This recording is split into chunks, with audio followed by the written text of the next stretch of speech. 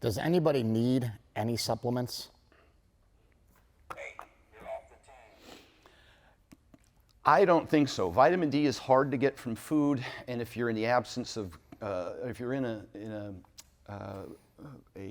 someplace that's not very sunny, Seattle, where you just moved, that area where I lived for a long, long time, Alaska, you see this even in Russia and European countries. They have a lower vitamin D. There were some interventions in the UK where they supplemented vitamin D, and it actually helped with insulin sensitivity, which was a problem. They had some actually children that were suffering from insulin resistance. So in those instances where your vitamin D level is below, say 30, I think is the measure of subclinical, vitamin D might be something that you would want to supplement. Magnesium is also hard to get from food. That might be something you want to supplement. We see pretty good results from magnesium in terms of vitamin D absorption, sleep benefit. You get past that, and it's hard to say that you need supplements that you can't get from food. And one of the things I'm concerned about with respect to supplements, we saw this in the Linus Pauling era with mega dosing, especially of antioxidants and vitamins A and E, is that there actually was a toxicity created. There was actually a decrease in an increase in all-cause mortality. And I think it was the physician study where they studied like 40,000 physicians and they put them on multivitamins. It did not improve their health outcomes long term, although the author of the study said he still takes a multivitamin just because why not? What do you got to lose? So not a big fan of supplements, particularly not mega dosing in the absence of a deficiency that could be remedied from dietary interventions, mainly because like Dr. Baker mentioned, that food has so many more compounds that we're not even aware of the importance of them. And so getting a diverse diet with micronutrient dense, highly bioavailable, easy to digest foods, and having sufficient hydrochloric acid, all those things I think would be better contributors than taking a supplement. And that's not to say that some people don't get some performance benefits from supplements, such as creatine, or there's a few that can provide you some performance benefit, but that's a small percentage of the population with that and that specific goal. Yeah, I think outside of, there are a few people that have medical situations, like a lot of these post-gastric bypass patients where they've removed part of their gastrointestinal tract where they can't actually absorb things very well. You might see that instance. And then, quite honestly, Stan is using the supposition that you're willing to eat a good diet. Yeah. Unfortunately, most people aren't doing that, and that's why we have a supplement industry. We have people trying to make up for the crappy diet that everybody's on, and so in those cases, if you're eating standard American diet, which is 25% Oreos and 25% Doritos, you're probably going to need some supplementation because you're not getting it from your food. So in those situations, yes, but I mean, obviously the better solution is get on a diet that provides those types of things. But not everybody's willing to do that. We know that. I mean, obviously the most sustainable diet, is the standard American diet because it's cheap, it's cost effective, it's cheap, and people like it, and it's tasty. And so that's the problem we have. So I'm not a big supplement guy. I don't, other than electrolytes, that's probably the only supplement that I take, if you want to even call that a supplement. Some people will, some people won't. But I mean, Stan pointed out magnesium, so that's fair to say. But yeah, I mean, could somebody do it better with food? Almost certainly in almost all instances, except outside of some very rare medical conditions. So not a huge fan of supplements. Either you're in or you're in the way. I would say that the human body is too smart, and I don't think we need any supplements. I don't think you need any vitamins, any minerals. I think that if you're eating and you're consuming calories, I think that there's going to be a lot of research in the future where they'll have some evidence that when you take a certain supplement that it is doing probably a cascade of things that are way different than what we think. But they're only really studying a lot of stuff like if you were to take vitamin D, they're checking your vitamin D levels, but how much other stuff are they checking? What are the negatives of taking that vitamin D? What is it shutting down or shutting off? Because we know that when we inject ourselves with testosterone, that it does signal our body to stop. And I know it's a hormone, but I think our bodies are really, really clever, and they're really, really smart. And I think your body was born with everything that it needs to function well. And if you're doing things like eating meat and getting in some exercise, I think you're on your way. I think people are trying to look for supplements to do something extraordinary for them or to them, and it just doesn't work that way, in my opinion. One of the things, and we have very little research on on showing which supplements actually truly work. I think creatine is probably one of the, as far as a performance standpoint, does show some efficacy. I mean, that's what we see. But where does creatine come from? If you look at it, it's coming from red meat, animal products. And so for me to take creatine would be stupid as can be. It wouldn't make a difference for me. But if you're on a low animal product diet, a vegetarian diet, a vegan diet, adding creatine would probably be a benefit. I mean, there's good evidence on that. But again, same sort of thing. Why not just eat the food instead? It's going to get it there for you. Well, the vegan diet, I have a chapter on the vegan diet in my book. I talk about, because I train vegans, I train ketos, I train all sorts of different people who have different preferences in terms of what they like to eat, whether it's ethical or otherwise. I mentioned some supplements that are necessary. B12 is one, iron is another, omega-3s is another. So depending on what your diet consists of, there may be a need for you to supplement that. I have one last question for you guys, and any of you guys can jump in on this. But if you were to take the foods, that are the most beneficial to humans, as far as like things that have the most nutrients, and we might call them superfoods, right? And we see a lot of these, like kale or pomegranate. It's like the next superfood, but they don't seem to ever give us the results that we're looking for.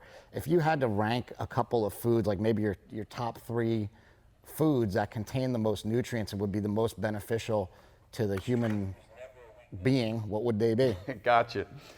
4 years ago, I did a video in Iceland with Hafthor Bjornsson. It's got like 7 million views now. It's probably the most comprehensive 2-hour video on the vertical diet. And I said in there that red meat is the only superfood, not kale or pomegranate or acai berry or however you pronounce that stuff. It's the only one where you can not only survive but thrive on. And I said it's really the foundation for the ultimate elimination diet. And there's a lot of folks out there who have significant autoimmune disorders or digestive distress, whether it's IBS or IBD or Crohn's or any of those digestive problems, who need an elimination diet and would go to a clinical registered dietitian and get an elimination diet as the prescription for remedying significant digestive distress. And Shawn deals with a lot of these folks, of course, and I think most famously Jordan Peterson and his daughter. And both of them said, look, I'm not recommending this for anybody else. I had some very significant autoimmune issues. And that was that would be the ultimate elimination diet. The least amount of food in terms of total food items that provides you the most bioavailable, micronutrient-dense, diverse source of food. And I put 3 things together if I'm going to start an elimination diet, and oftentimes, again, my co-author is a RDN PhD who's a clinical nutritionist, and we often get clients who need this kind of intervention. And we go straight for the carnivore diet as the initial intervention. And it's red meat, whole eggs, and salmon. And even with the whole eggs, sometimes it might be the yolk and not even the white, because the avid in the whites might cause an allergy response that the yolks would not.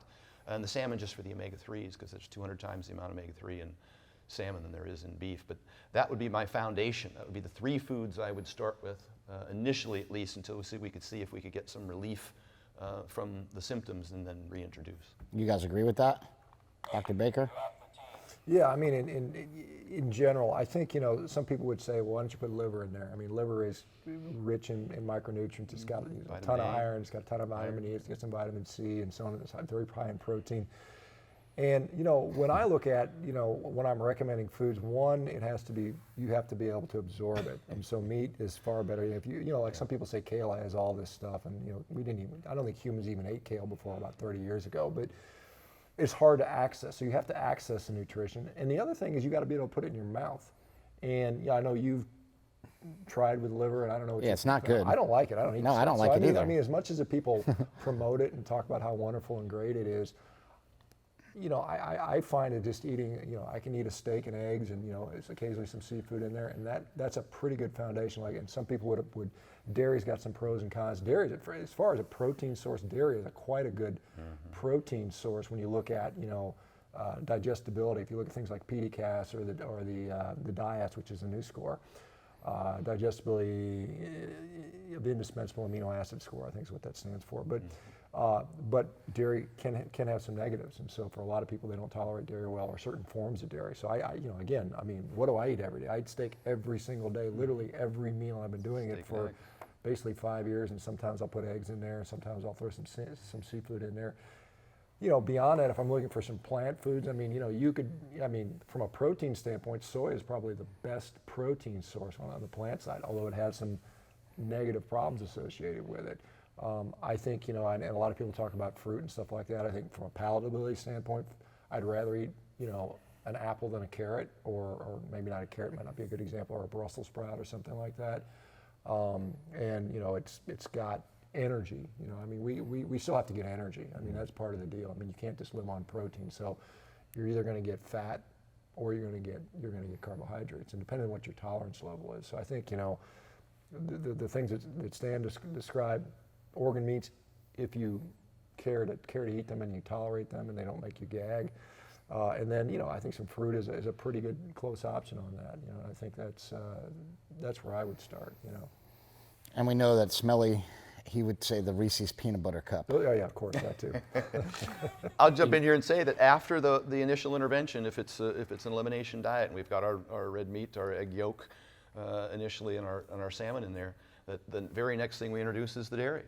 And we look at lactose intolerance as being determining which type of dairy. Milk, obviously, the least tolerated. Maybe a Fairlife would be an option because it has a lactase enzyme in it. But yogurt seems to be very well tolerated. And it also has the probiotic benefit, which there's some question as to how beneficial that is. And it's differentially beneficial for different people and how they respond and what it's for. And then next, we're looking at fruit, which is great for the phytonutrients, or polyphenols, I should say. And a potato, that starts to get me my potassium and some fiber and some prebiotics, and then the carrot. And so that's kind of the foundation of the diet. We grow from there, and I can quickly build out to 10 items that are very well tolerated. And Mark, you have anything to say on this? What's your superfood combo? I agree with them. I think, just meat is really powerful. I've been on a meat-based diet for a long time. Dr. Baker, thankfully he started World Carnivore Month years and years ago. 5 years, 50 years. And yeah, thankfully that you were paying attention to some of the crap that he puts out on the internet.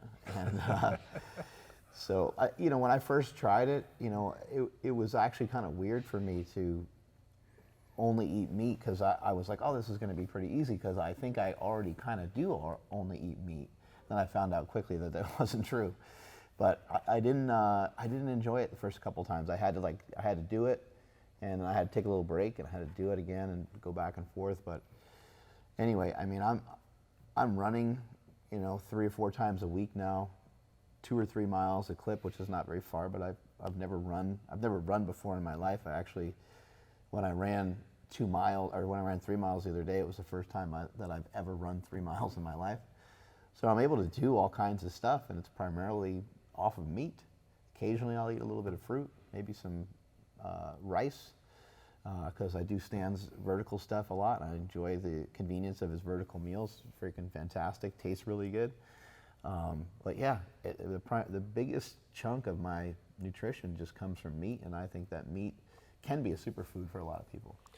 Yeah, let me just add in. We talk about performance, and I'm not saying this is the absolute best way to perform, but you can perform at a fairly high level on just meat. We trained together, and I was just on meat, and so you can do that to a very high level. And again, you can't compare one person to another. I'd have to compare myself to myself with a different diet plan, perhaps. But you can compete, perform, and function at a very high level with straight up meat. And there are entire cultures that basically did that. You look at some of these polar societies where they didn't have access to anything else. Maybe they had some berries a few months in a year, maybe they would preserve some, but that was a minuscule part of their diet, and they lived a hard life. These guys, you see these guys pulling out 300-pound seals on slippery ice when they only weigh 150, and and then lugging it back, several miles on their back. So you can perform on meat. If we couldn't, our species would have never survived. So it's one of those things where carbs are nice to have. They can help, but it's not a requirement. And I know we don't want to. If we get into that, if you look at the literature on muscle building. Now again, I said this to Stan. If I wanted to be as big as I possibly could, I would eat the kitchen sink. I mean, I'd eat everything. I'd include carbs. I'd include a lot of protein. But I mean, the research that guys like Stu Phillips and the other ones that show that carbohydrates will provide, protein, adequate protein will provide you everything you need for muscle protein synthesis. There may be a benefit from a carbohydrate standpoint for limiting breakdown. That's sort of the thing. And we don't, and the conditions on that, we don't know. I mean, I suspect they weren't putting people on carnivore diets to assess that. But I mean, at the end of the day, this is the thing. The experiential thing of the masses usually wins out. What about the biggest humans on the planet are bodybuilders? I mean, strongman, whatever. But I mean, the biggest guys, what are they doing? They're eating a hell of a lot of protein. They're training their ass off. And they're eating a hell of a lot of calories. And how is it easier to get more calories? Carbohydrates makes it easier to get more calories, in my opinion. I don't know, Stan, you agree with that? 100%. Yeah. That's after a certain point, You've always got the dessert stomach, right? You got the yeah. Once you get sufficient protein, then you just need calories to support mass and workload, like you said, energy. And when I've got a big athlete that needs 5, 6, 7,000 plus 10,000 with Hawthorne, Brian Shaw, now it's a matter of just mechanically speaking, how can you help them consume that many calories? And that's when I start to introduce things like the Monster Mash, the ground beef, as you mentioned earlier, in terms of the surface area, just makes it more digestible, even mechanically speaking, more consumable, blending that with some bone broth and white rice, so it's moist, and so now you've kind of satisfied the problem of saliva and just the ability to swallow that much Monster food. Mash is so and then good. it digests so quickly, and then you can be hungry again sooner, which becomes important in terms of consuming 10,000 calories. You can't, slog down $3 grand in one meal and not feel completely overwhelmed by that experience and your digestion, et cetera. So just making it more comfortable, more mechanically feasible, so that they can do this more consistently with less stress on their body and psychologically speaking, in terms of, because their job is to eat enough food. This was with Lane Johnson. One of the first things that interventions that we did with him was to just find a way he could eat 7,000 calories. He had a hard time maintaining his weight. He had a hard time eating enough calories. He had a registered dietitian working with him, and this is not an indictment on dietitians. My co-author is a registered dietitian. But if you've never eaten 7,000 calories, I would suggest that you try the diet that you're recommending prior to recommending it. I've had to eat 7,000 calories many, many times, and I've done it dirty bulking, and I've done it the way that I currently recommend with the vertical diet. And quinoa and chicken breast is not an achievable way to do that. It's not a sustainable way to do that. And so I immediately switched him into the diet plan that we just discussed, and he was able to eat enough food where it was just comfortable. A couple other strategies I've talked about before, in addition to adding the bone broth so that the food's just moist and already kind of pre-chewed really with the mashes, is just putting a little bit of dextrose on rice. The difference for me if I'm working with a big athlete, between a 3,000 calorie diet and a 4,000 calorie diet is 3 cups of rice. That's really the difference. That's it. And whether you put a little bone broth on that rice or sprinkle a little bit of dextrose, not to drive calories, but to, again, increase appetite, increase saliva, increase amylase production, not just in the mouth, but potentially in the pancreas, which might help with the starch digestion, because you need the additional amylase production. So it's easier to eat more of it. You digest it a little faster, can eat again sooner. So there are some strategies that we use with those folks. And then we put in a little bit of orange juice, maybe 3 or 4 ounces. We found that to really stimulate appetite very well. I've also seen, and the literature shows, that just that small amount periodically throughout the day lowers LDL. We've also seen that it increases body temperature, which might help with the conversion of T4 to T3 in the liver, which is your inactive to active form of thyroid. We've seen AST and ALT come down with the introduction of that little bit. It seems to increase mitochondrial function, and I may be speaking beyond what I can support with the literature at this point, but I do see it in the blood test, I do see it in appetite increase, I do see it in body temperature.